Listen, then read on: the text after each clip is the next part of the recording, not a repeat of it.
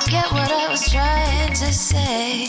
I no longer do what I was gonna do, but you're no good for me. That's why me know set me if it could flee. Me I fi take away me say. Me I fi take away me say. Me I fi hide like a thief in the night. Me I fi get out of sight. Me I fi take away me say. I fi take away me say. I fi utilize I weeds. Shorty I cleave where I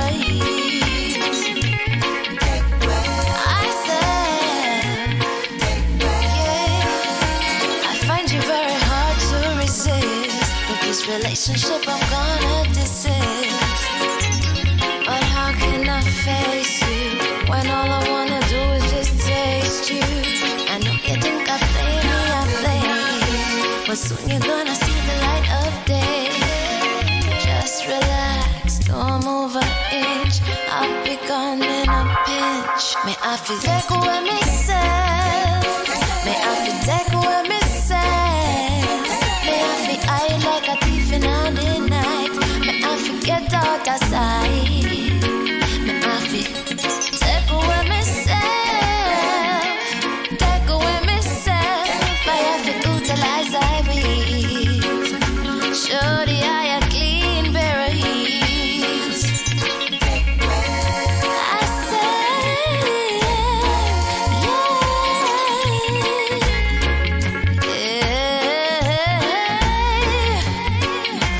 been there, done that, don't need it again, yeah. I'm not a masochist who won't play your game, man. To all you move, you off me way to the core. Sayonara, the hot girl gone through the door.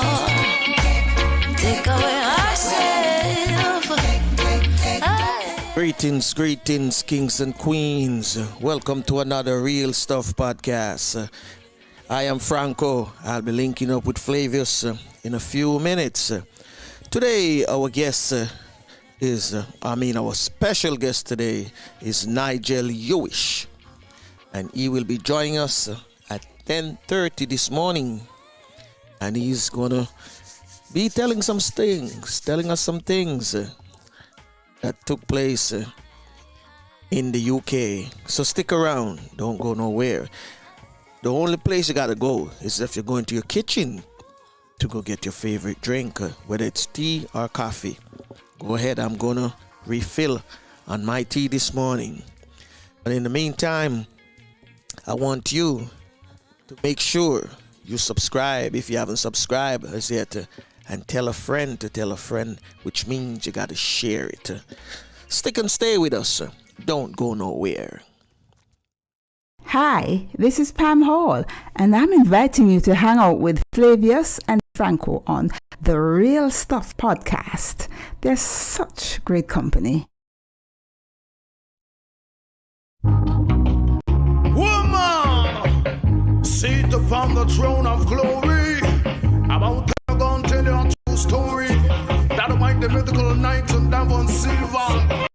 Wishing you best and filled with happiness. What a mercy, with love, yeah. This for your queen, go on, fulfill your dreams. More kisses and hugs, yeah. And every festiv's warm like a tree. What a monster! And the rivers of love, you're a blind, yeah. Your promise will make me taste to surrender.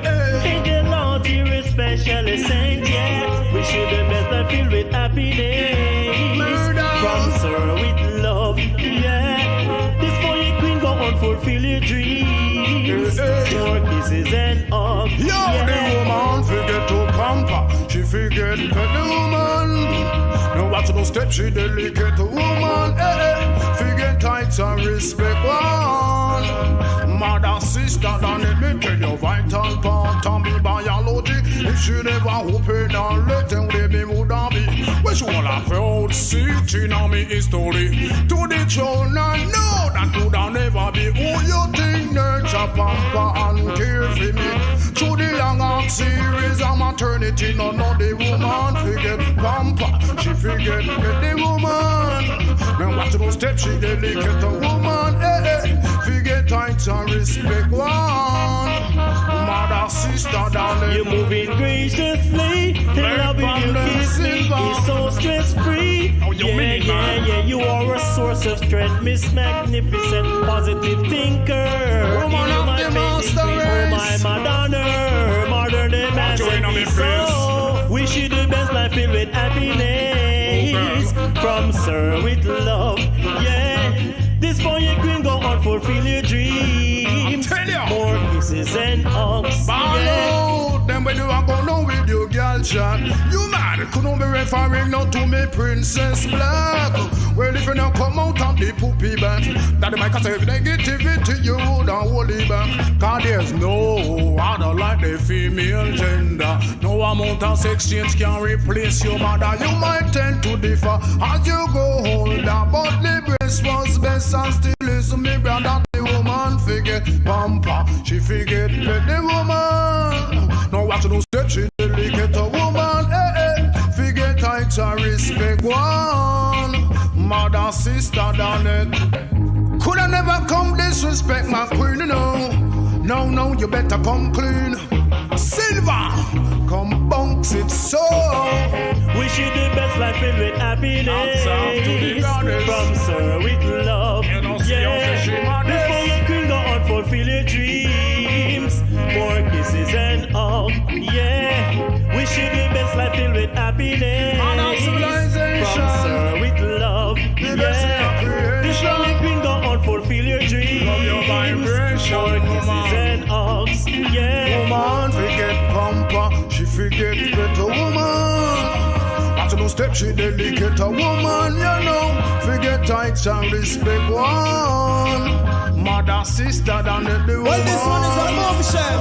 Yeah, the woman, you know. Need some respect, security for surety. More of that from you and me, you know. She a celebrity, the woman. Pamper, she forget to pet the woman. Watch those steps, she delicate the woman, you know. Forget heights and respect one. Me mother, sister, than the woman.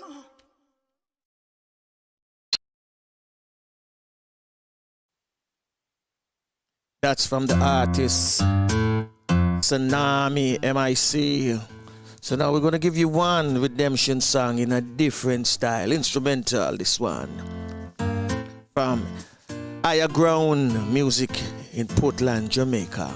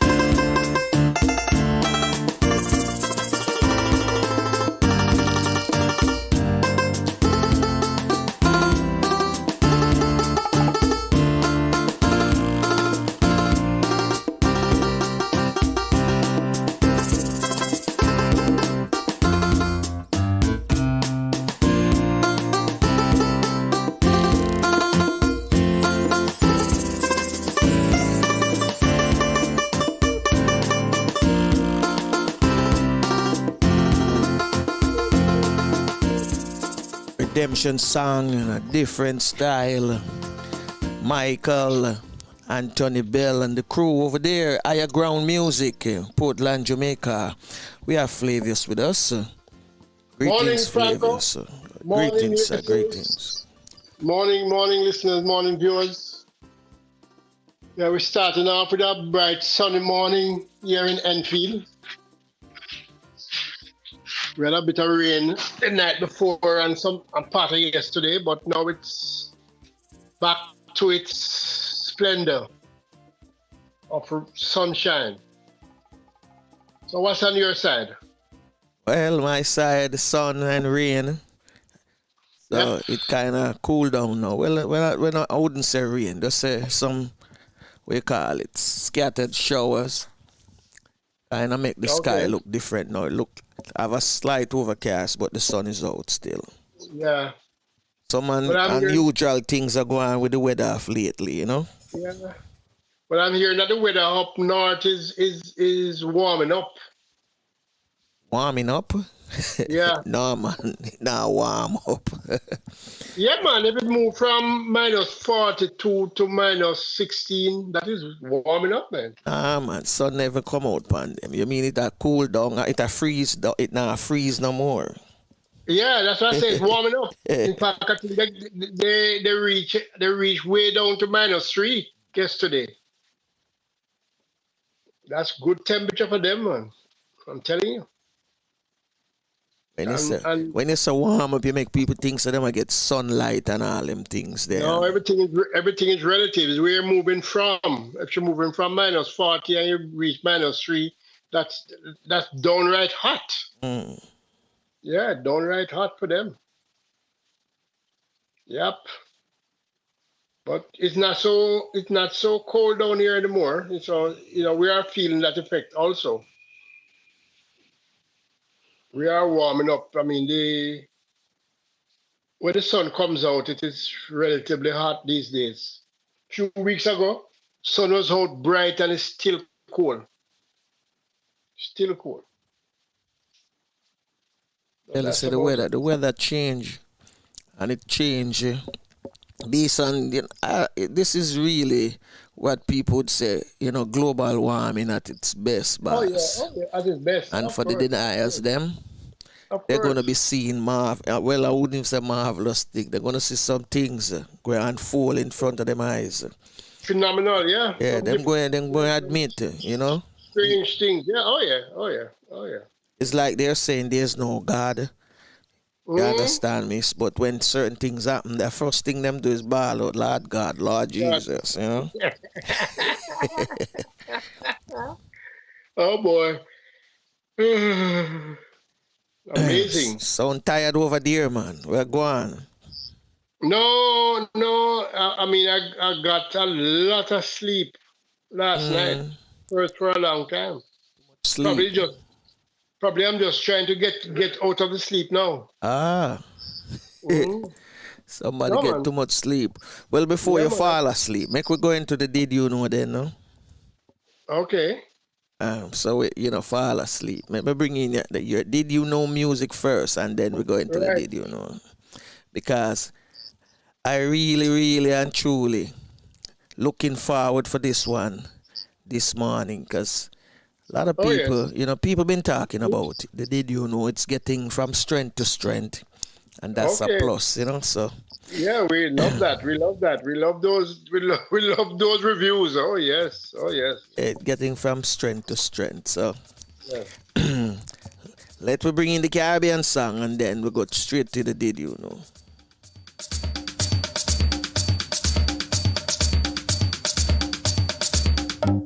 Walking on sand and holding your hand, feel like a tourist in my own homeland, in my own homeland, enjoying the bright, the warm sunlight. Oh my God, what a beautiful sight in my own homeland. This place is so nice, wanna do everything twice. Yes, I feel as if I'm in a paradise, no matter. All right, Flavius, take us away with today's Did You Know? Okay, I mean, from yesterday, today, and definitely tomorrow, we'll be speaking about our Twin Island states in the Caribbean. And we are focusing on the second island. You know, the name that comes first is a major island and usually the bigger island. You know, and everybody knows those, but not many people know of or about the smaller part of the twin. Today we're going to look at Barbuda of the state of Antigua and Barbuda. Today we will look at Barbuda. Barbuda is a small island located in the Eastern Caribbean, forming part of the sovereign Commonwealth nation of Antigua Barbuda. It is located north of the Antigua Island and is part of the Leeward Islands of the West Indies. Antigua and Barbuda gained full independence on November 1, 1981, as a constitutional monarchy within the Commonwealth of Nations. The island is a popular tourist destination because of its moderate climate and coastline. Historically, most of Barbuda's 1,634 residents have lived in the town of Codrington. However, in September 2017, Hurricane Irma damaged or destroyed 95% of the island's buildings and infrastructure, and as a result, all the island inhabitants were evacuated to Antigua, leaving Barbuda empty for the first time in modern history. The Siboney people inhabited the area in the Stone Age.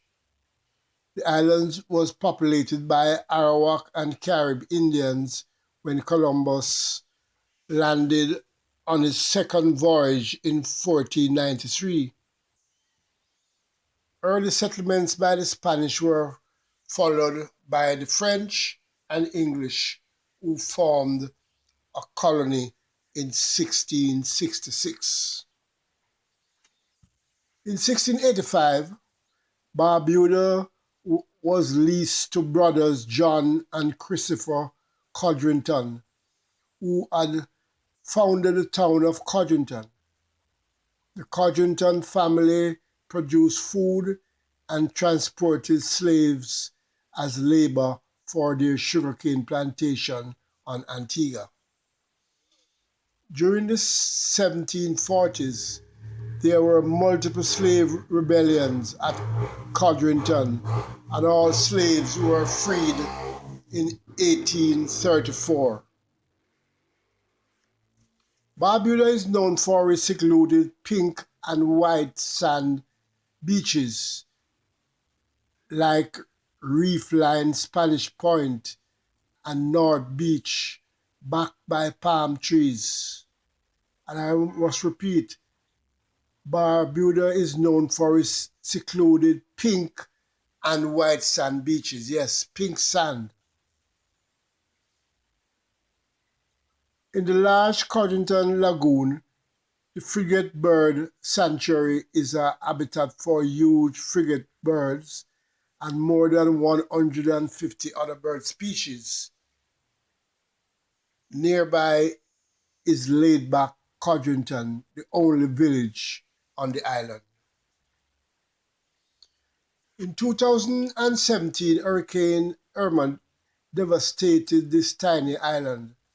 Gusts of 150 miles per hour or more damage and destroy almost every structure on the island, and its 1,600 residents were evacuated. Around 1,300 of them soon returned, but since then most have lived without routine public services or safe housing, and they face increasing pressure from the government to migrate off the island so it can be redeveloped for mass tourism. Antigua and Barbuda are a twin island state. Barbuda, the smaller and less built-up of the two, has until now escaped overdevelopment and has been largely left to its natural state of mangroves and scrub bush. Its residents make a living from sustainable fishing and the export of lobster, along with low-key tourism. That's what did you know for this morning. In my own homeland, this place is so nice, wanna do everything twice. Yes, I feel as if I'm in a paradise. No matter the season, you've got every reason. This place is another little heaven. East or west, I couldn't care less. Ooh, this place, it is definitely blessed. My own homeland. North or south, feel free to wander about. You can jump, dance, or sing and shout in my own homeland. Give yourself a treat, a few days or a week, and you will see just what. Today's Did You Know is brought to you courtesy of Slowly Jamaica, uniquely Caribbean. So in case you didn't know, now you know.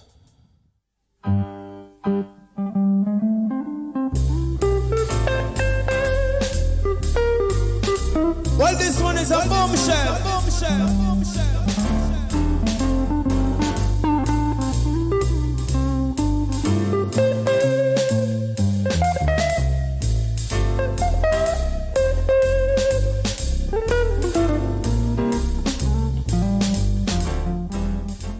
Yes, indeed.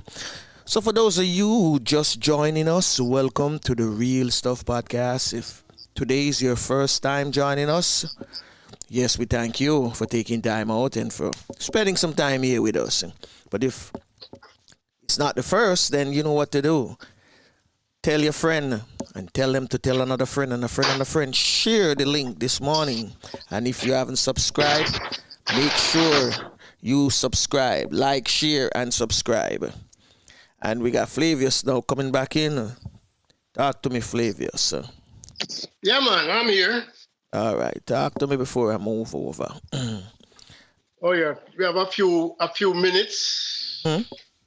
I'm just happy that people are enjoying the Did You Know, and we will continue to get all these different facts about aspects of Caribbean life and Caribbean itself.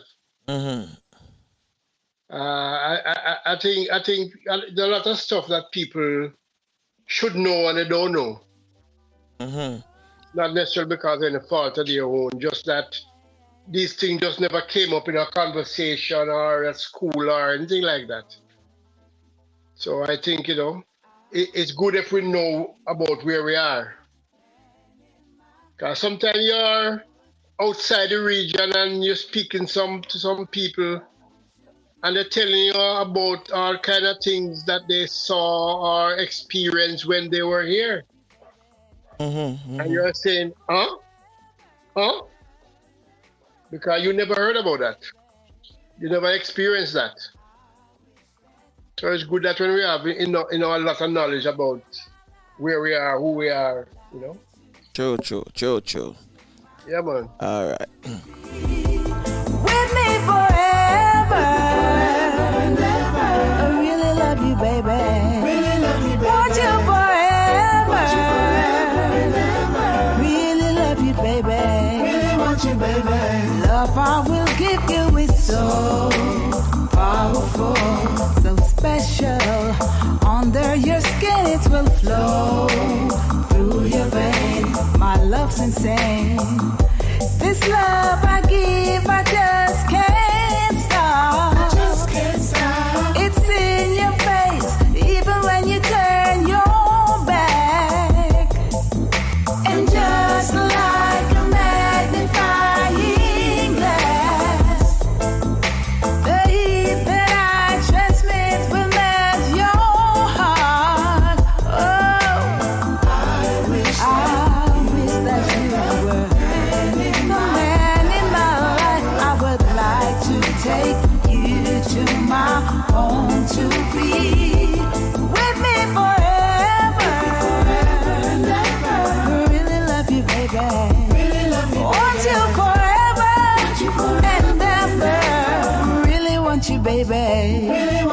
Whoa, whoa. Ooh, forever and ever. Yeah, yeah. I know you're wondering why my love is so strong. It's 'cause I see something in you pushing me on. The day you try to chase my love away is when you know my love was meant to stay. Cause this love I give, I just can't stop. It's in your face, oh yeah. When you turn your back, I wish that you were the man in my life. I would like to take you home with me forever. Oh, really want you, baby. Really love you, baby. Want you forever. Forever. Really want you, baby. Really want you, baby. Love I will give you is so powerful, special. Under your skin it will flow through your vein. My love's insane.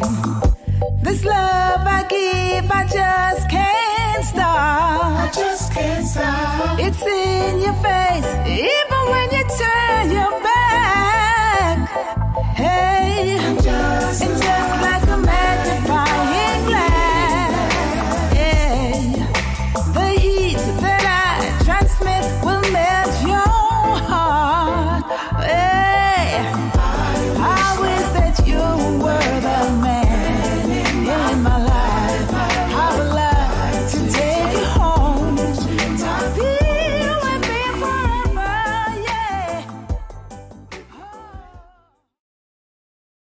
Yeah. Yes, my listeners. Today, our special guest is none other than Mr. Nigel Huish. And Nigel, I'm going to just give you just a brief introduction before we get to Nigel. Nigel is a physics graduate and for 15 years has been MD of an environmental engineering consultancy working for clients in the construction sector, developers, contractors, local authorities, and planners, advising on various environmental aspects of land development, contaminated land, geotechnical design, air quality, and noise. He has worked on high-profile UK infrastructure projects such as HS2 High-Speed Rail, Crossrail underground in London, Heathrow Airport, and Hinkley Point Nuclear Power Station. Real Stuff Podcast. Welcome this morning our guest, Mr. Nigel Huish. Thank you. Yeah, welcome, Nigel. Thank you, and good morning, everybody. Yeah, good morning and good afternoon. For those who are listening this morning in UK, like Don in London. Yes, so Nigel, we want you to dive right into it this morning because Okay. we know. Yeah, just start by telling us a little about Nigel. Yeah. And we'll move from there. Who is Nigel? Sorry, say that again, Flavius. He said, Who is Nigel? Start by telling who Nigel is, and then we start. Well, from you've there. given me a very good introduction there, Franco. Okay. So I'm not sure I can add more than that. Right. Say I live I want to in know if you play Derbyshire. football, if you play for Derbyshire, which team is your team in England right now? There isn't a Derbyshire football team, no. I haven't played football for many years. I used to play cricket, so I haven't played cricket for many years either, but I do support Derbyshire cricket side. Mm-hmm. And for football, I support Bristol City because I'm from Somerset, and Bristol City are going through a very, very bad patch at the moment, so I don't really want to talk about football. That's embarrassing. I understand, my friend. I understand. So, I mean, I don't do a lot at the moment because, of course, we're in lockdown. Uh-huh. So I work from home. I play the piano. I started playing the guitar again because we're not allowed out. Mm-hmm. So, yeah, it's quite a boring existence at the moment over here, to be honest. Okay, I can understand that. Unlike in the US where we can, we have, some states is, doing a different thing from other states. Every states do their thing different. Yeah. So I thought it would be interesting to compare notes on how our countries are dealing with the pandemic at the moment. Because in the UK, it's a disaster. Mm-hmm. We're making a complete cock up of it. Wow. We've got the worst death rates, some of the worst death rates in the world. Mm-hmm. We seem to be going in and out of lockdown. I mean, only last night, our Prime Minister, Mr. Johnson, he announced a roadmap out of lockdown that I think we're all going to be thinking it's a roadmap into the next lockdown at the end of the summer because it's probably not going to work because he doesn't seem to be learning from any of the mistakes he's made in the past. Okay, so it's a roadmap out of lockdown. It's a disaster. That's what he says it is, yeah. But it's a bit baffling to us here that we can. Yeah, we're one of the richest countries in the world. Mm-hmm. We're supposed to be a developed country, and we've got the worst figures in the world. And it's a bit baffling to know how we've handled this so badly. Or could I say one of the worst? Because the US actually hit 500,000. So that's 500,000 right there for the rest of the week. Yeah. Yeah, but US is a very huge population compared to UK. Yeah, but we understand that they should have it under control. But there, I would say, all right, let's put it this way. From some of the things that we have a correspondent, right, in UK, and from some of the stuff that he's sending actually to me, I'm looking at it. At least you guys are briefing your citizen on a daily basis. You're locking down certain areas. We are not doing any lockdown, and certain things is not mandatory. Like some states, the mask is not mandatory, but it's mandatory going into stores and supermarket, etc. Yeah, and you're in Florida, are you, Franco? You're speaking about Florida. Am I right? Yeah, Florida. Florida is one of them. We don't have no. Yeah. I would say we don't have a mandatory mask. They call it protocol. Only if you're going into a store. Right. Same in Jamaica. All official buildings, stores, and markets and all that. Mask is mandatory. But you don't have to wait on the road, although you should. It's talking about Jamaica now. And some counties. Yeah, how are the figures in? Yeah, how are the figures in Jamaica? Because obviously you're a relatively small island compared to the UK. So but you must be able to close borders and control it better, maybe. Yeah, we were doing extremely well up to about 6 weeks ago. Yeah. But now we are our positives on a daily basis now is averaging 300-400, and it used to be under 50. So we are having a severe spike right now. Huge spike. Oh, sorry to hear that. Yeah. In our terms, I mean, still 300 or 400. I mean, not more than that, but that is a lot for us. We only have well, maybe some of our frustration in this country is because they do talk to us, the government. They do briefings almost daily. But I think the frustration is they don't seem to learn from mistakes. They seem to be saying the same thing over and over again. Mm-hmm. And I think a large part of the population doesn't trust what they say. It's very difficult to sit and listen to Johnson whiffling and waffling about a load of old nonsense that you don't think is going to make any difference, or you think even it's actually going to lead to further deaths. It makes people angry. Yes, I can imagine that. But one other thing, I've been, as I said, We have a correspondent in England.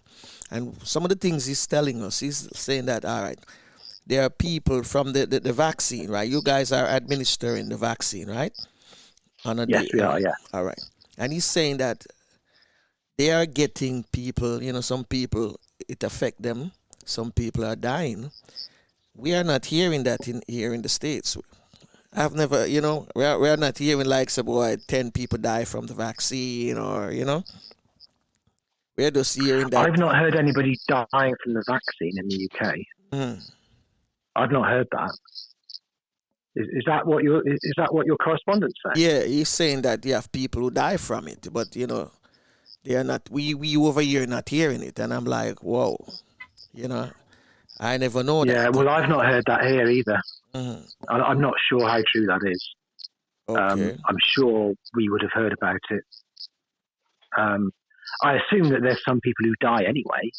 I mean, if we're vaccinating all the vulnerable people first, including all the old people. So just statistics, I suppose, would say that if you're vaccinating all the over 90s, some of them are going to die pretty soon after they've had the vaccine, just statistically. Yeah.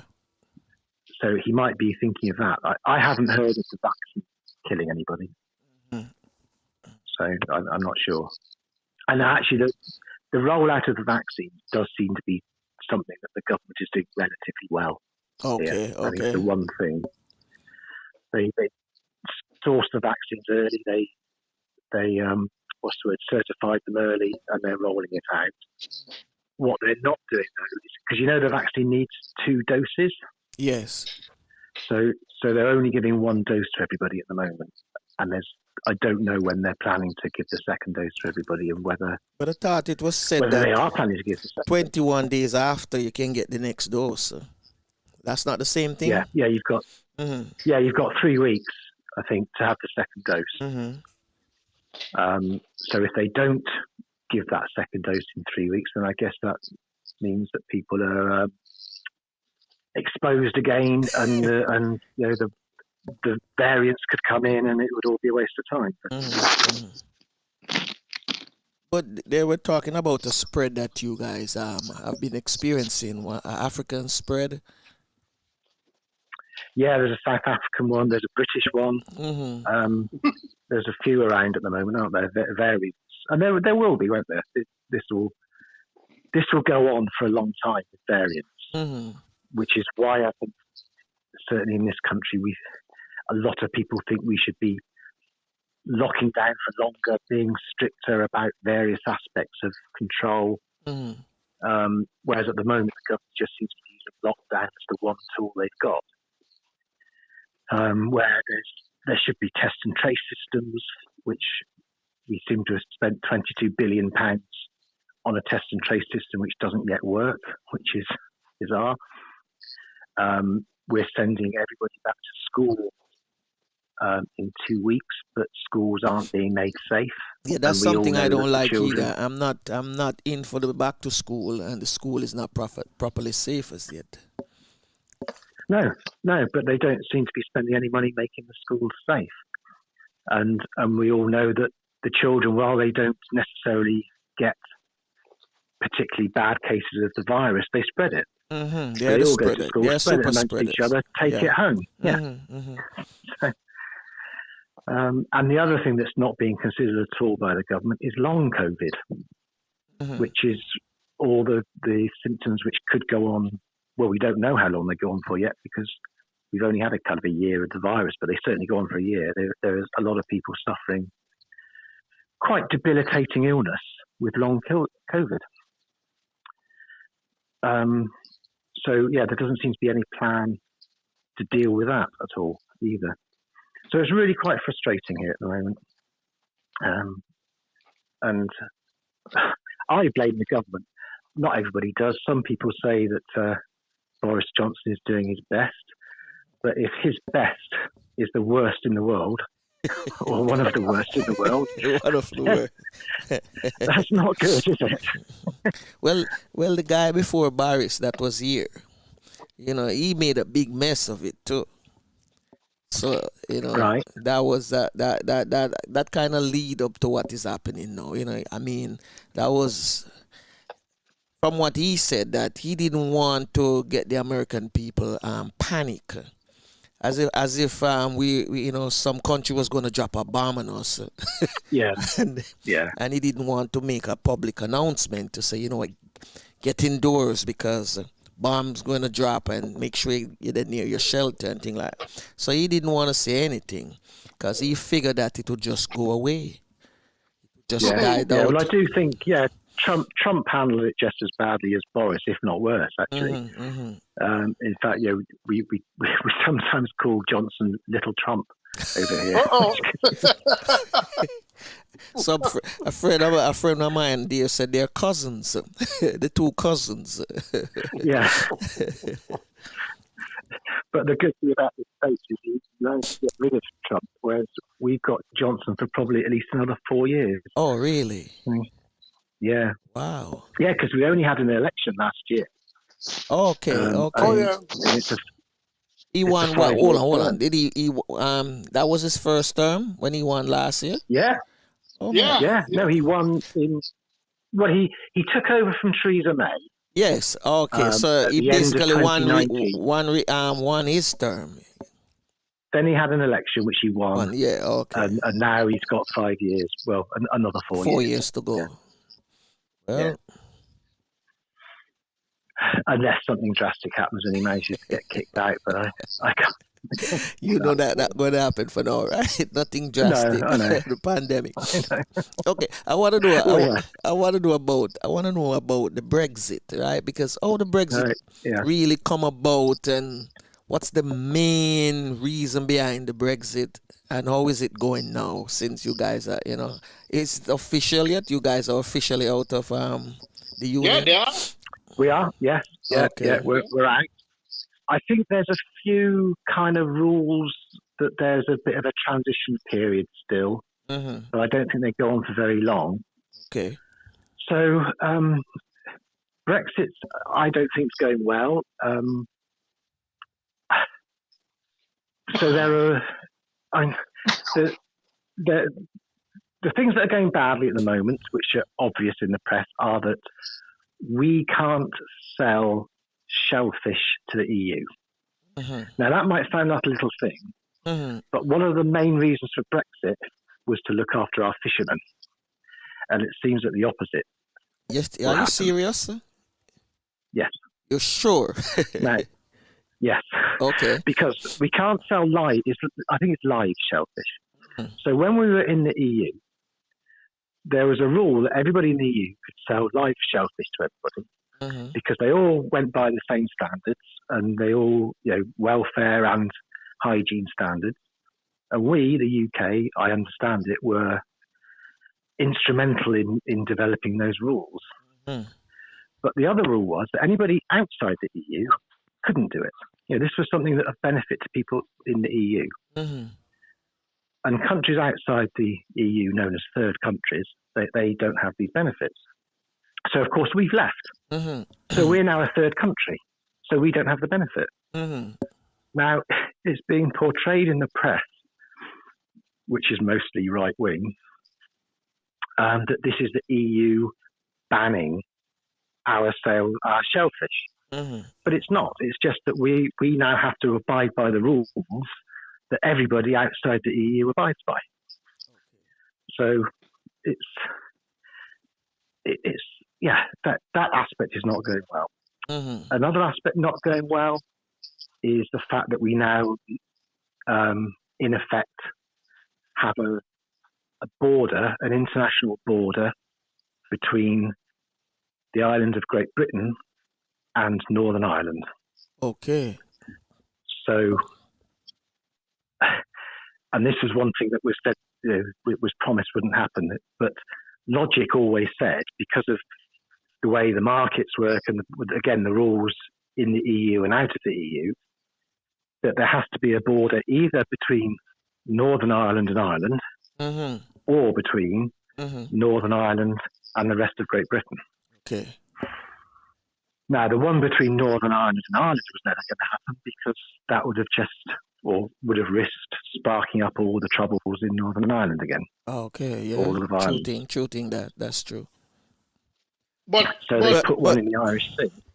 But isn't Northern Ireland still a part of the UK? It is officially. So that it's still the United Kingdom of Great Britain and Northern Ireland. But Northern Ireland is also part of the customs union, the European Union Customs Union, which is, so it's still subject to some of the European rules, so it still has the benefits of being in the European single market. So the country, the United Kingdom, is, from a market's point of view at least, is effectively now divided. And Northern Ireland gets the benefit of the EU and the rest of Britain doesn't. Oh boy. So it's divided the country, messy situation. Economically. Yes. Yeah. Mm-hmm. But Nigel, now you asked why Brexit happened. Yes, because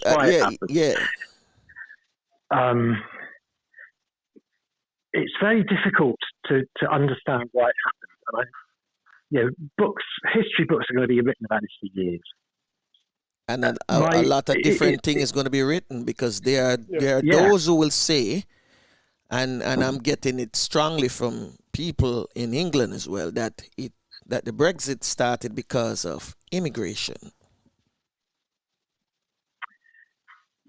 I think it was helped by people whipping up xenophobia. Yes. They were but you have to. Mm-hmm. But when you look at what's actually what's happened is we've had a supposedly democratic referendum where the people have voted to inflict massive self-harm on the country, which is now, and the only way the referendum was won, in my opinion, is because of the lies, or at least untruths, that were told by the politicians and the mainstream media, which included whipping up a lot of xenophobia against immigrants, blaming immigrants for everything, which happens around the world, I know, but none of which was true, because we relied on lots of immigrants in the national health, in our food industry. A lot of we relied on all these people coming in and working, hospitality as well. Lots of EU immigrants for hospitality, Eastern European immigrants for food, immigrants from Africa and the Caribbean in the National Health Service. So that fear and xenophobia and racism was whipped up. And that's, I believe, why the referendum was won, although it was still only won narrowly. But then you have to ask, well, why was that all whipped up? Who actually wanted Brexit to happen? And my only answer for that is that it must be people with a vested self-interest. Okay. And those are basically people. I don't know if have you heard of Jacob Rees-Mogg? No. He's a Conservative Party politician who is in a group of Conservative Party politicians called the ERG, which is basically the part of the Conservative Party which absolutely wanted Brexit to happen. Their whole reason for being was to get out of the EU. Okay. And from what I can tell is most of these politicians are very rich. They're sort of hedge fund managers and things like that. They're very rich, and they were going to make, and they have made a lot of money by Britain leaving the EU, because the EU was going to start closing some loopholes, which meant that they had to pay more tax and I think things like that. So I can only assume that there's a lot of rich people in the country, which there are, whose self-interest is served by the UK leaving the EU. And they're the ones, a lot of them are in power, a lot of them are in government, and a lot of them are also run what is mostly a right-wing press. Okay. So then they're the ones who whipped up all this nonsense about racism and immigrants and sovereignty. Sovereignty is the one reason that everyone says they want their sovereignty back. Mm-hmm. Sovereignty is a meaningless word in this day and age. It's just meaningless. It doesn't. They say we want to take control of our own rules, our own laws again, which is fine as a theory. But if you're going to have any trade agreement with another country, the whole basis of any trade agreement is that you get a benefit by having the agreement, and in return for that benefit, you have to abide by some rules. Mm-hmm. That's the whole, which is the whole point of being in the EU in the first place. We had massive benefit, but we had to abide by rules.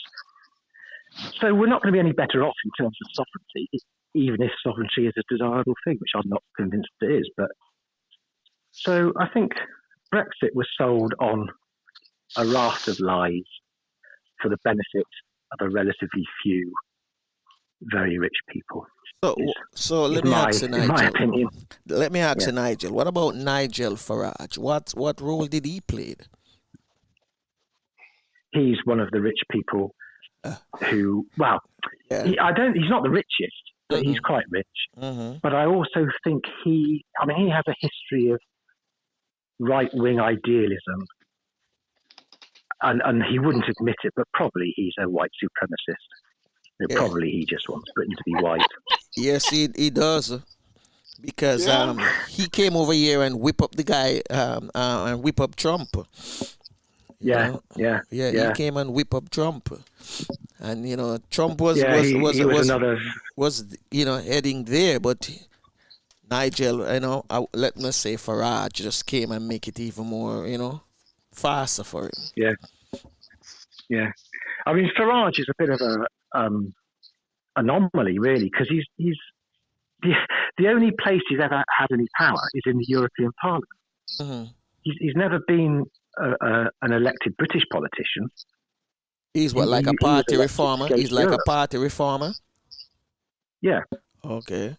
But he's sort of self-funded, or either he gets funding from somewhere, but he's in complete control of all his parties. He's a broadcaster as well, so that give him a little leverage. Yeah, I think he's a narcissist, frankly. He just wants the attention, and he gets it. He gets the attention because he says controversial things, and he says things that people can go, oh yeah, that's right. Because people, I think it's human nature for people to be scared of something they don't know or they don't understand. Mm. So if you live in a town and a lot of immigrants from Eastern Europe come in, you don't know them, you don't understand them, you're going to be a little bit scared. And then if you have somebody like Farage sitting on the television telling you you have a good reason to be scared, then they're going to feel a bit sort of comforted, aren't they? And a bit, I'm not weird, I'm right to be scared. And yes, they should all go home. And it's horrible, really. It's horrible, and because the guy came here, man, and whip up Trump, and I mean Trump, hook, line, and sinker went with it, because he was already leaning that way anyway. But I mean, they just push him way over the edge, and I mean in deep water. So all right, so the Brexit, as you said, it started because shellfish, right? Am I right? That's not how it started. That's how it ended. That's where we are at the moment. Yeah. Okay. At the moment, where the British fishing industry is on its knees because of Brexit. Oh, okay. Is my understanding. Mm-hmm. Wow. So what about what's happening now with say like with the Windrush? That's one of British biggest political scandal. It was a shameful episode. I think, as far as I'm aware, more or less over now, the Rubric Scandal. Mm-hmm. But again, that was something that was whipped up by xenophobia and racism, I believe, in the government. I mean, it started off, from my understanding, as basically an administrative issue whereby a lot of people who had been living here for a very long time didn't have the paperwork to show that they were citizens. And whether that was because they'd never needed a passport, or they hadn't got the letters saying that they needed to make certain, do certain filing or fill out certain forms. But for whatever reason, there was a number of people that couldn't show that they were UK citizens. And that's fine. Yeah, that's a problem that could be solved. But most of them are senior citizens, right? Yeah, they've been here for sort of 60 years or something, haven't they? Exactly. Yeah. Since they were children. Mm-hmm. And how it ended up as us deporting these poor people back to a country that they don't know and they don't know anybody in. It's just appalling. It's shameful. And again, I think that it came out of the Conservative Party government trying to appear tough on immigrants because they think that that's an issue. So these people became illegal immigrants when they came here when they were 2, and they've been, sponging off the state for the last 60 years. Now they need to go back home, which obviously wasn't the case. These people have been come over as part of the Windrush generation because they were asked to come. They've worked here all their lives, paid their taxes, contributed to society, and they should be treated a lot better than they were. It's shameful. My understanding is that it's kind of finished now. Is that true, or do you think it's still ongoing? I haven't heard about it much in the press recently. I haven't heard about it much in the press, and up to I think in December, they deported Ascent to Jamaica. Yeah, but were they from the Windrush? Like our senior citizen, or they were just guys. It doesn't matter. It's part of the same thing. It is. It is, yes.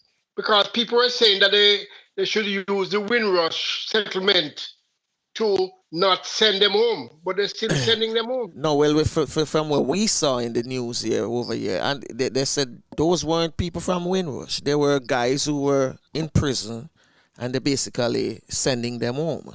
But at the time when they were sending them home, I think the Jamaican government was saying, don't send them now. Wait until next year because we are trying to figure out something with the pandemic here. No, but they did send them. They did send them. Oh, yeah, I know they did send them, but those weren't Windrush. They weren't Windrush people. No, I think you're right. I think the whole thing has developed, actually. I'm now remembering stories that I've heard in the press about younger people who maybe, I think there was somebody who was maybe autistic and ended up in prison or in trouble with the police. And he couldn't prove he was British. I think it's the same sort of administrative problem in that they couldn't prove that they were British, but they weren't the Windrush generation. And because he'd been in jail in trouble with the police, they decided he had to be deported. I think that's the same story. Well. Yeah.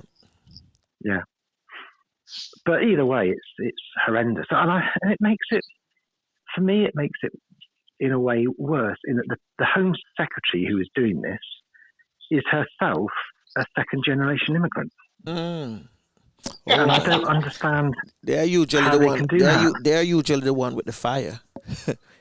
Yeah, they're usually the one fire. They say burn it down. They say yes, and they are part of the system that if they find out who they are, they would be on the ship too.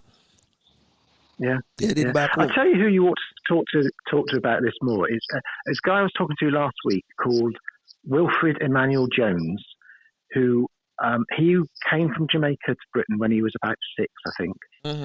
And he calls himself in Britain the Black Farmer. Okay. I think there was a time when he was he said he was the only black farmer in Britain. Okay. And he's done really well for himself. And I was talking to him the other day, and he came over as sort of Windrush, and he's obviously done really well. But he's got a lot to say about this, and a lot to say about why Jamaicans tend to do well around the world as well, which was interesting. So All right. try and get him on. Yeah, He's we're an gonna ask you for some It's information. been arranged as we speak. It's been arranged as we speak. All right. Oh, okay, cool. Well, That was fast. through you, yeah. I am told through you. Good. In fact, your friend in Barbados says hello, Cassie. Cassie, yeah, hi. Saying hello to you. Yes. Okay. Yeah. So going back to Brexit. Then, yeah, go back to the Brexit a little. Yeah. The other thing, what's wrong, and what shows that I think we just need to change the whole political system in this country, is that 52% of the people can vote to cause harm. This in the simplest terms. 52% of the people in Britain can vote to cause massive harm to the other 48%. And that just shouldn't be. That shouldn't happen in a modern democracy, I don't think. Now, in truth, 52% of the people also voted to cause harm to themselves. But because we had the vote, which was based on lies, even when all the lies were exposed, we weren't allowed another vote. It was all, no, you voted now, that's it. You've had your say, you can't change your mind, you've got to go through with it. Even though, but we know it's going to be a disaster. Yeah, but you voted. So I just think that, and kind of the same. So it's like a voter suppression type of thing then? Yeah. We'll lie to you. When you believe the lies and vote, that's great. But when you realise there's lies, you can't have another vote. Okay. Yeah. And even worse, the 48%. That's basically a similarity. I know England and America, they are cousins, right? Two big cousins. Yeah. So the only thing is that, they speak different, they spell the words different, and, they do their business different, call the government different name. The party that is ruling now, that Boris Johnson is in charge of, it's a conservative party. Yeah. Okay. So it's the same thing with the opposition party here. They're a conservative party, and they are big behind voter suppression as well. And by just looking at some of the things that I see, I don't know who's following who. If it's the American conservative or the British conservative following who, I don't know. But they basically do the same thing, but in a different manner. One is more extreme, and the other one kind of do it softly. And then, bam, hit you over the head. Yeah.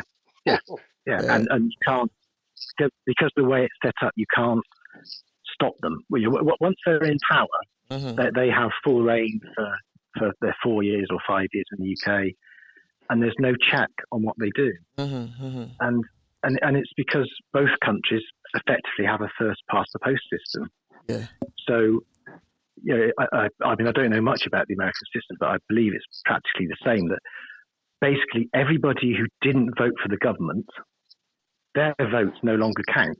Their word is meaningless because the government's got in, and the government are going to do what they're going to do. Whereas in a system where you have some sort of proportional representation, every voice is heard, even the small voices. So you end up. So your vote always counts, and probably you never get very, very strong extreme governments because it will always be tempered by the other side or by someone who's just a bit more a bit less. So that's what I think we need in this country. Most other countries have it. America doesn't, but most of the certainly Western countries have some sort of proportional representation where people, and at the moment I think people just feel disenfranchised because if you don't happen to vote for the winning side, like I say, your voice is heard. Okay. So you just get disenfranchised, and then fewer people vote next time. So it's all the extremists who vote, so you get a more extreme government, and it just becomes a bit of sort of snowball effect, really. That's the issue, I think, there. You know, they want fewer people to vote every time. So whatever measures that they would put in an election, the next time some people say, man, I'm going to vote again. I fed up, you know, because my vote don't count. Not my voice, you know, nobody's listening to me. So the less people vote, the better it is for them to pass their policies on us. Yeah. At the last election, there was a campaign which failed to allow 16-year-olds to vote. What? Because at the moment you vote 18. Yeah. And there was in British elections, in Scottish elections, actually I think it's 16, but in British elections it's 18. Mm-hmm. And there was a campaign to lower the age to 16. Mm-hmm. But there was and I was watching it again yesterday. There was a Tory politician, I can't remember his name, Mm-hmm. who actually went on the television and said, we can't let 16-year-olds vote because they will vote for the other side. What can you do? Hola. So the leader on the other side, is he young? No, he's not, but I just think it's just a natural thing that young people tend to be more left-wing. Okay. Yeah, they're more idealistic, aren't they? I see your point. I see. So with the Brexit as it is now, what are the disadvantage? Well, I wouldn't say advantage. What are some of the people on the street saying, or friends that, you know, what are they saying about it? Are some of them in for it, or, you know? I don't know many people who are for it. I know a lot of people who voted for it, but now wish it hadn't happened. Yeah. But there are still people who are for it, and they're for it because of this sovereignty thing. They think they've got their laws back. They think they've got sovereignty. And there was a lot of fuss last year about a blue passport, because we can have our passports blue again. Okay. Which is just, again, a nonsense. We could have always had blue passports if we wanted them. Mm-hmm. The EU never said what colour passports we should have. Mm-hmm. So the government has redesigned the passports, and they're now blue like they used to be in the olden days. Yeah. So they think that's an advantage of Brexit, but it's not. So I don't know what advantages there are. I think very few, if any. I mean, the big disadvantage for many people is that this. One of the things that they wanted to stop was freedom of movement. So in the EU, I know that was part of it. All EU countries, all citizens in EU countries can go and live and work without in any other EU country. Yeah. That's why a friend of mine told me it was about immigration, because people can move freely. Yeah. But of course, so it stops people coming and living and working here. But of course, it stops us going and living and working there as well. So what about the currency now? What about the currency now? The English pound to the euro? That took a massive dive. But it seems to be recovering a little bit this year. I don't know why, that's probably other reasons. But it took a massive dive. And I think it will probably continue in the long term, because I know the City of London is going to suffer from Brexit. I think a lot of financial services firms are moving to Amsterdam or Frankfurt, places like that. So I think, economically, I think Britain is going to be in a big problem. I think at the moment it's all kind of it's all hidden by the pandemic, because obviously the pandemic is causing an economic problem as well. Yeah. So at the moment, I think the Brexit problems are probably not as visible as they would be if we didn't have COVID. Oh, that sounds true.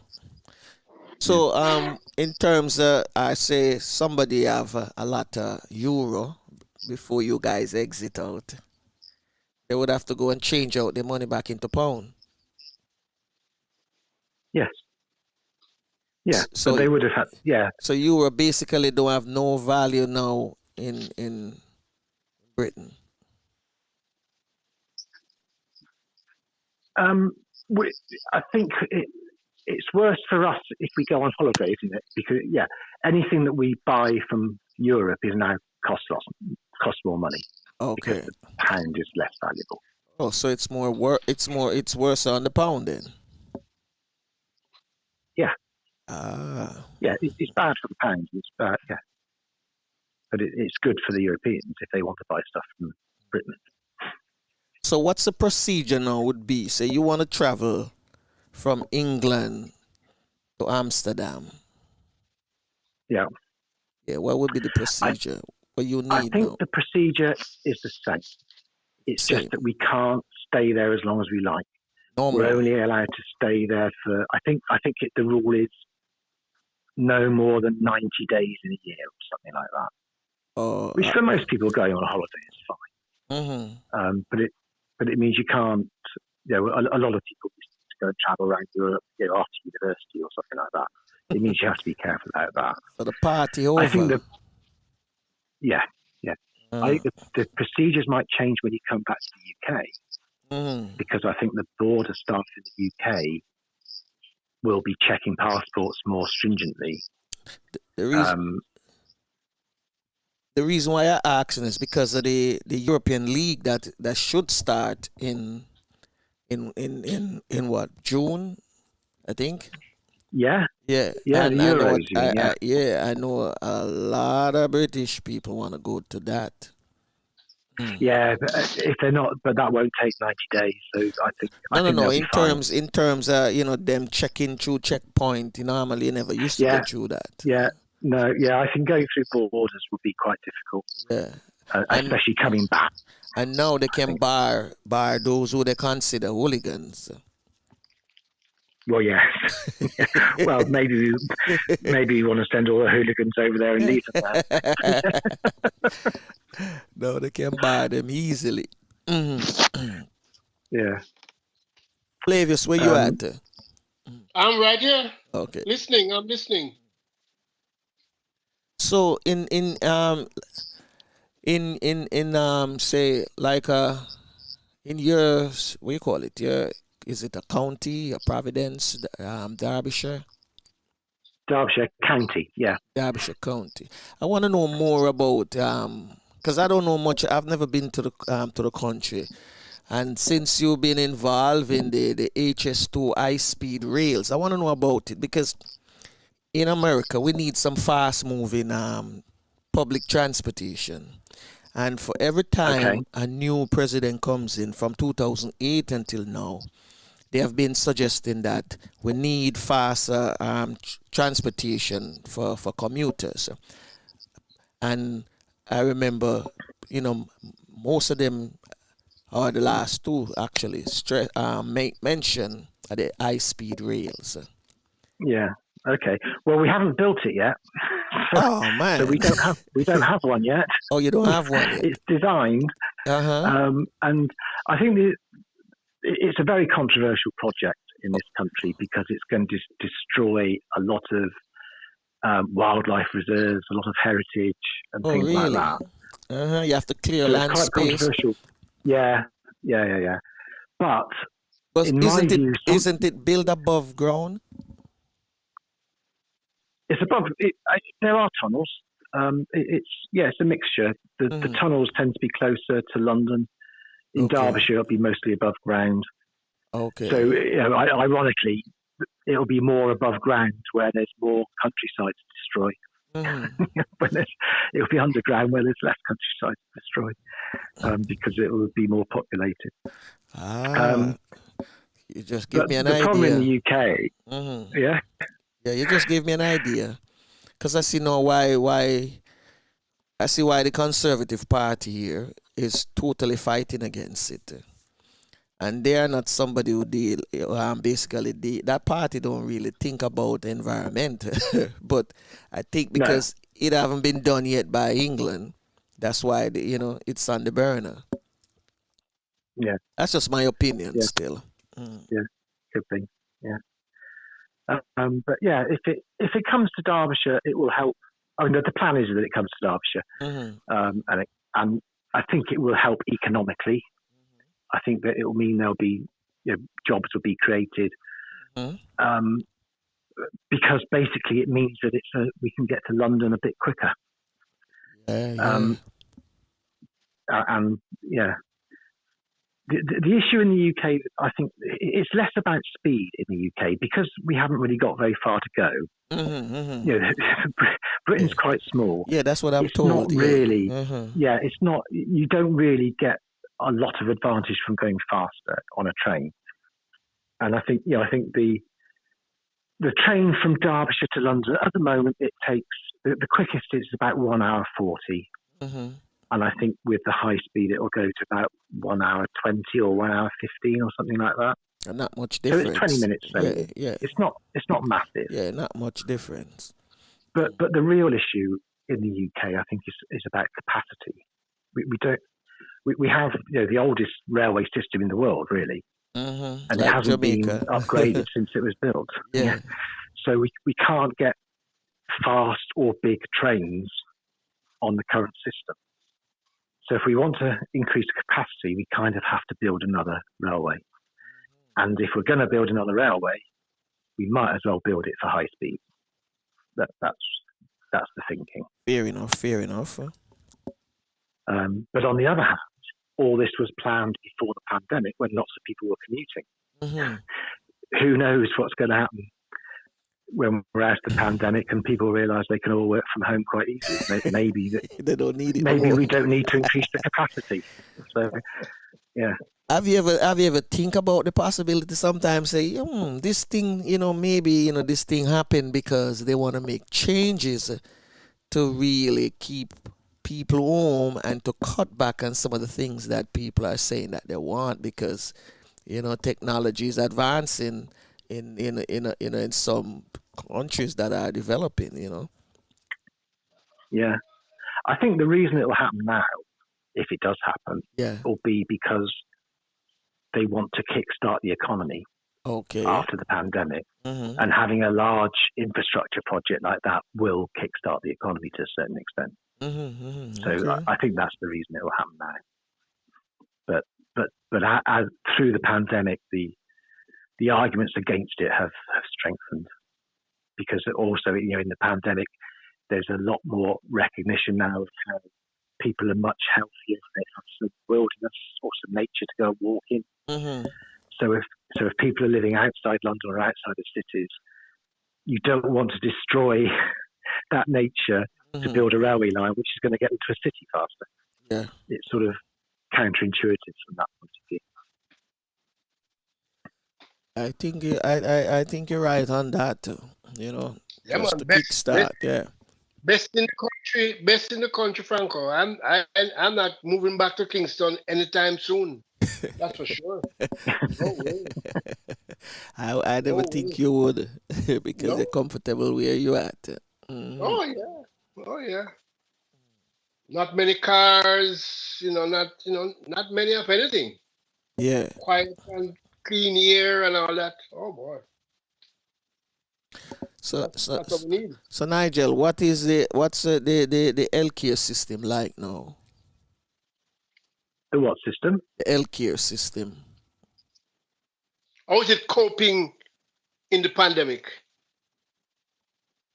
The healthcare system, it's unclean. I think the staff particularly are so stressed that they'll get through this, most of them, but then I think it's going to collapse basically because the staff are going to be so exhausted and so mentally exhausted as well as physically exhausted that there's going to be a big problem in the healthcare system, and we're going to be wanting all those immigrants back.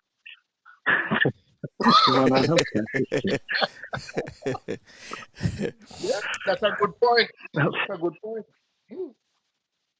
Yeah. So, who knows? As I said, we'll be putting the call out. Both England and America piggyback on each other, Yeah, and they look to see what is working so that if the other one implement it, they can say, well, we can do this. Yeah, that because works. it work. It works. And Yeah. they're not going to tell you say it work unless you realize, oh, but it's working in England. Or they said it's working in the US, so it can work here, even though we might not be as, wide, broad like the US.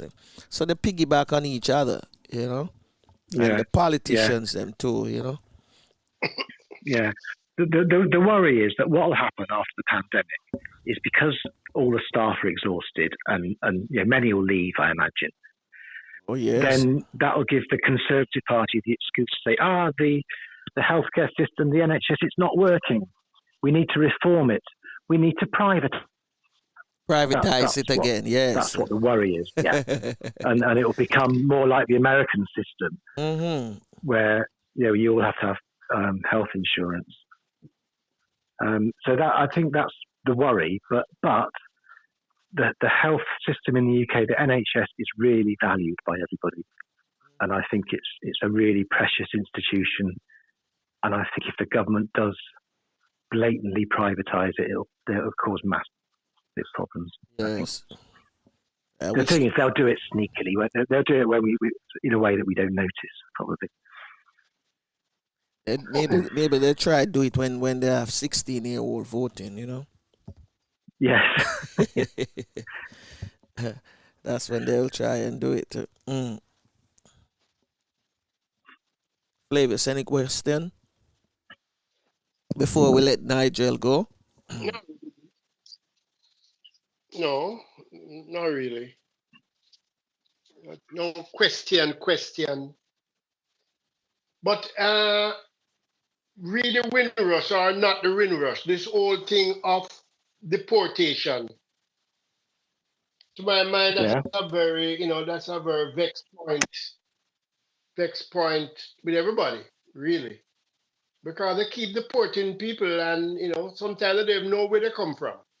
And they're sending them back to different places like Jamaica, and they come and they don't, like I said, they don't have any relatives, they don't know what to do, Yeah. In fact, one of your previous prime ministers, what is his name? The one that left after Brexit, the voting. Cameron, yeah. Yeah, he came to the Caribbean and telling us that Britain was going to give us money to build prisons. Really, to put all our deportees in. Yeah, to deport more people, more prisoners. And they will look after it for a short time and then we have to take control. But, I mean, if you are thinking about a country that was once part of you and you're thinking about the development, you probably should want to give them money to build some more schools, not more prisons. Yeah. But none of the governments of the Caribbean accepted his offer. Yeah. Because give them money to build. Give them money to train doctors and nurses so that we can have them all back over here in our NHS. Oh yes.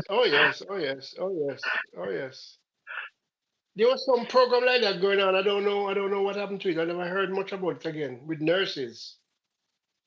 Because I know England was very short on nurses. Yeah, and they love Jamaica nurses. Yeah, I think we are, and that's only going to get worse. And I don't know what the plan is to deal with that, but it's a problem for the not very distant future, I think. No, it's a real current thing right now. And Jamaica need to be training a lot more nurses because they are leaving on a regular basis. Right. Demand is high for nurses, Jamaican nurses all over the world. Yeah. Well, they've got a reputation. Yeah. Hello? A good reputation. Yeah. Yeah, they've got a good reputation. Yeah, I know that they have. Yeah. But like I say, they could send us some money to help train our nurses because they're gonna get them anyway. Yeah. Yeah. Hey Nigel. But Jamaica doesn't mind that much, because when these people go abroad and work, they send home money to their family. And the Jamaican government loves that. Yeah. Nigel, I have a question for you before you leave. This is a sports question. Who's going to win the Premier League? Who do you think going to win the Premier League?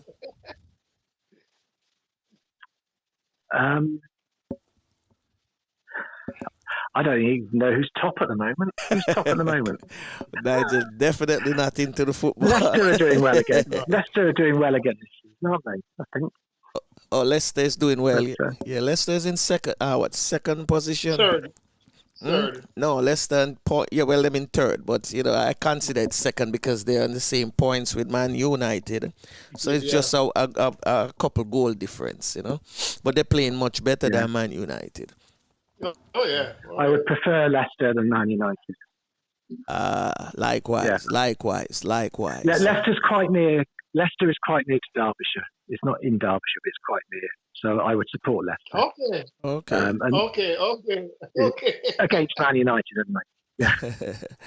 Anyway, Nigel, we thank you very much for taking time out of your schedule. You're welcome. It's been really and for fun. spending some time with us in your neck of the woods this afternoon. It's still morning. And we will do it again whenever you have any information that, you think would be of interest to our viewers, our listeners. Feel free to get in touch with us and we'll give you, create some space for you. Okay. It's been great fun. Thank you very much. Thank you too. Yeah, man, Enjoy the rest of your day. All right, we'll do. And you be safe. Yeah, you too. Okay. Bye-bye. Bye, Nigel. Have a good one. Bye-bye. Yes, listeners, you just heard from Nigel Huish. Man. So the Brexit and the euro dollar, though, all with the man we used to ball. So, and the euro dollar, the euro money, and the pound, everything, shut down, get small. But the pound, I think the pound will still hold its own. It will. I don't think it going to falter. It will hold the pound always. You remember that the Englishman never really integrated the pound with the euro, He kept it separate. Yeah, them keep it now in our way. Yeah. If anything should happen, them still have them. Its strength. It still have its strength. Yeah, man. Still a big money over the world. So tomorrow we will have with us Lobafo. Queen Lobafo will be here tomorrow from the Garifuna Nation.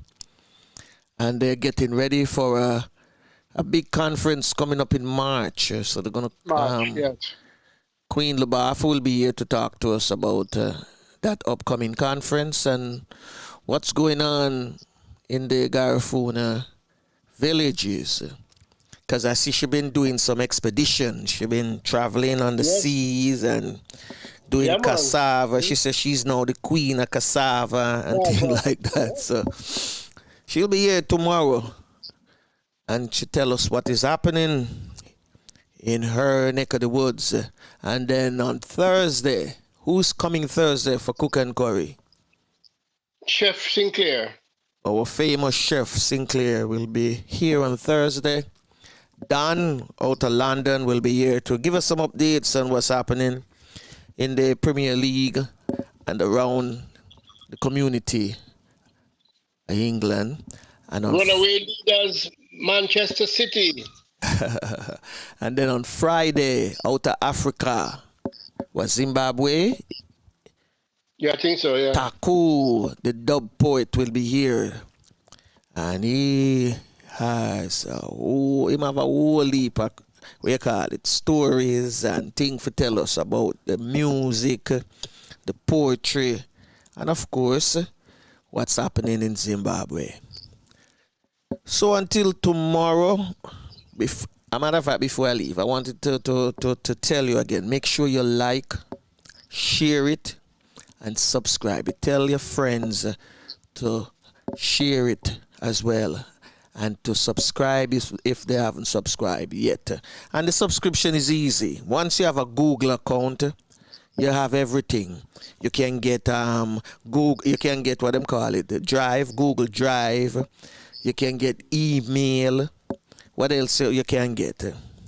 Everything that Google have, you can get it. But the Google account, or the Gmail account, actually, the Gmail account is what give you access to participate in our chat room. And in any chat room or anything that you see on YouTube that you like or you want to make a comment, you have to have a Gmail account. So get the Gmail account. You can spin it off for the next account you have. If you have a iCloud, a Hotmail, and with the next one, a Yahoo, John Brown, .123, boom, at Gmail. And it done. And you can create your password. So once you do that, you can participate in our chat room. For those in the chat room this morning, we thank you for participating. Those who have been listening, viewing, we thank you. And a big thank you also to Nigel Huish. So, until tomorrow when we do it all over again, take care of yourself, your loved one. Remember, prayer changes things regardless of what religion you belong to. Continue to pray. Keep on praying and take care and stay safe. Flavius? Yeah, well, I am trying to stay safe with R&D. And R&D will keep you safe. Respect for all and discipline. I leave it at that. All right. We have Queen Lubafu with Our Father in the Garifuna language, and then Pamal and Tafina to take us out. You lead us to Fula. You belong far away away. Ajugwala Lebabu Seru. Lida Mua, Lida Sungfula. Lida Mua, Lida Sungfula. Well, unfortunately, this is it. Till next time. Bless.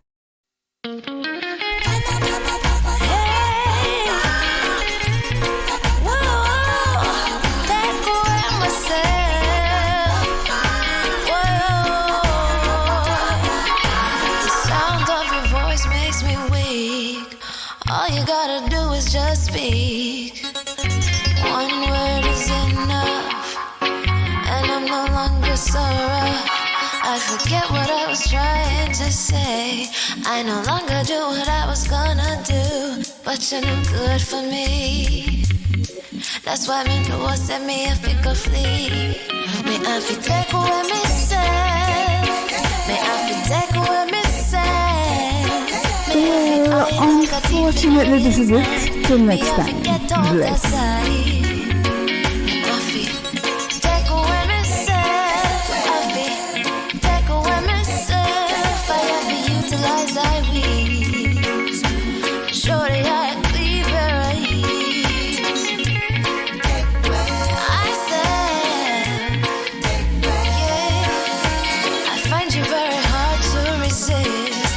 Relationship I'm gonna desist,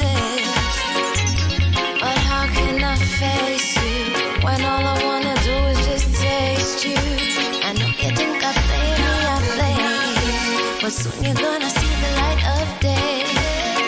Just relax, don't move an inch. I'll be gone in a pinch. May I feel take away myself. May I feel take away myself. May I feel I like a thief in the night. May I forget out of sight. May I feel take away myself. Take away myself. May I feel utilize I will. Surely I am Well, unfortunately, this is it. Till next time. Bless.